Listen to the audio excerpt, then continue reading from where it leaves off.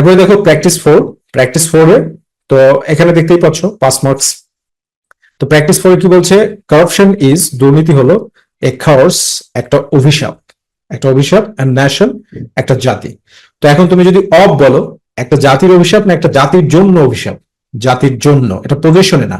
Of দিলে কিন্তু corruption জাতির পজিশনে চলে আসবে, এই জন্য অফ হবে না, ফর এ ন্যাশন। ওকে, অনেকেই বলতে পারো যে অফ দিলে সমস্যা কি? আরে অফ দিলে তো মানে এই যে করাপশনটা, যে কার্স, এটা তো জাতির পজিশনে চলে আসলো, তাই না? আর পজিশনে আসলে কি হবে? করাপশন ব্যাপক খারাপ হবে, এই জন্য একটা জাতির জন্য অভিশাপ। ইট ইজ এ গ্রেট হিন্ড্রান্স, এটা হলো একটা বিশাল বাধা। ইট ইজ এ গ্রেট হিন্ড্রান্স, এটা বিশাল বাধা, দ্য ডেভেলপমেন্ট। এখানে দুই ধরনের প্রিপোজিশন ব্যবহার করা যেতে পারে। তুমি যদি ফর বলো, ফর ডেভেলপমেন্ট, তবে পারফেক্ট হচ্ছে টু দ্য ডেভেলপমেন্ট, উন্নয়নে বাধা, উন্নয়নের জন্য না। হিন্ড্রেন্স টু মানে হচ্ছে এখানে পথে, হিন্ড্রেন্স টু বলতে পথে, ঠিক আছে? আর ফর দিলে মানে ফর দিলে মিনিং হবে হিন্ড্রেন্স ফর দ্য ডেভেলপমেন্ট, উন্নয়নের জন্য বাধা। বাট অ্যাপ্রোপ্রিয়েট হচ্ছে টু, উন্নয়নের পথে বাধা। হিন্ড্রেন্স টু মানে উন্নয়ন, হিন্ড্রেন্স টু দ্য ডেভেলপমেন্ট মানে উন্নয়নের পথে বাধা, ঠিক আছে? Hindrance to the development, it means উন্নয়নের পথে বাধা। ওকে, এরপরে কি, corrupted people, A nation will suffer, A nation, তারপরে এখানে সি নাম্বার কি বলা হচ্ছে যে করাপ্টেড পিপল, করাপ্টেড পিপল মানে দুর্নীতিতে আক্রান্ত বা দুর্নীতিগ্রস্ত লোক। এ ন্যাশন একটা জাতি, will suffer, will surely suffer, সাফারের সাথে ফ্রম, দ্য লং রান মানে দীর্ঘ ভোগান্তিতে ভুগবে, suffer from the long run অবশেষে ভোগান্তিতে ভুগবে বা দীর্ঘ ভোগান্তিতে ভুগবে। তো এখানে আমরা অ্যাপ্রোপ্রিয়েট প্রিপোজিশন হিসেবে কমপ্লেক্স প্রিপোজিশন ব্যবহার করব, because of, because of, because of corrupted people, because of corrupted people, দুর্নীতিগ্রস্ত মানুষের কারণে, ন্যাশন একটা জাতি, will surely suffer from the long run মানে দীর্ঘ ভোগান্তিতে ভুগবে বা অবশেষে ভোগান্তিতে ভুগবে। Corrupted people are hated, corrupted পিপলদেরকে R hated ঘৃণা করা হয়, আর হেটেড ঘৃণা করা হয়।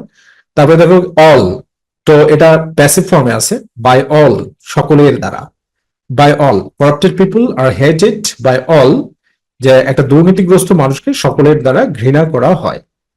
দ্য কমন মাস সাধারণ মানুষ, has no good feeling, have no, the common mass have no সাধারণ মানুষের নেই, গুড ফিলিং ভালো অনুভূতি, ফর দ্যাম, ফর দ্যাম, তাহলে গ্যাপে কি, for them, feeling for, for them তাদের জন্য, তাদের জন্য কোনো ভালো অনুভূতি নেই। বাংলা অর্থ করলেই মিনিং চলে আসবে, ফর দ্যাম তাদের জন্য। দে আর তারা হলো, devoid, devoid appropriate preposition, of, devoid of মানে বঞ্চিত, তারা বঞ্চিত, দে আর ডেভয়েড অফ মানে তারা বঞ্চিত মানে তাদের নেই, দে আর ডেভয়েড অফ মানে তারা বঞ্চিত, এর মানে হচ্ছে তাদের নেই, কি নেই, অনেস্টি অ্যান্ড পিওরিটি, সততা এবং বিশুদ্ধতা। দে আর ডেভয়েড অফ মানে বঞ্চিত, কিন্তু যখন তুমি বলবে দে আর ডেভয়েড অফ তাদের নেই অনেস্টি অ্যান্ড পিওরিটি, সততা এবং বিশুদ্ধতা। এরপরে কি, they don't avoid, they don't avoid the social rules সামাজিক নিয়ম কানুন। অ্যাভয়েডের সাথে যখন বাই প্রিপোজিশন যুক্ত হয়, তখন অ্যাপ্রোপ্রিয়েট প্রিপোজিশন বাই যখন যুক্ত হয়, ফিক্সড প্রিপোজিশন, তখন মিনিং হয় হচ্ছে অ্যাভয়েড বাই মানে মেনে চলা, ঠিক আছে? অ্যাভয়েড বাই মানে মেনে চলা, তার মানে দে ডোন্ট অ্যাভয়েড বাই, তারা মেনে চলে না, দ্য সোশ্যাল রুলস সামাজিক নিয়ম কানুন। Morality does not have any impact, morality, morality মানে কি, নৈতিকতার, ডাজ নট হ্যাভ নেই, এনি ইম্প্যাক্ট কোনো প্রভাব, দিস ক্রিমিনালস এই ক্রিমিনালদের, তার মানে এই criminal, impact on, impact on, impact on, on this criminals এই ক্রিমিনালদের উপরে মোরালিটির কোনো প্রভাবই পড়ে না, কোনো আচরই নাই, ঠিক আছে? আচ্ছা, একটা জিনিস তোমাদেরকে এখানে বলি, THIS এটার প্রনাউন্সিয়েশন হচ্ছে দিস, আর THESE এটার প্রনাউন্সিয়েশন হচ্ছে দিস, মানে দিস হচ্ছে স মানে দন্ত স, আর দিস হচ্ছে তোমার হচ্ছে অন্তুস্থ জ, ঠিক আছে? দিস, দিসের প্লুরাল হচ্ছে দিস, রাইট? বুঝতে পেরেছো? On this criminals, not this criminal, this criminals.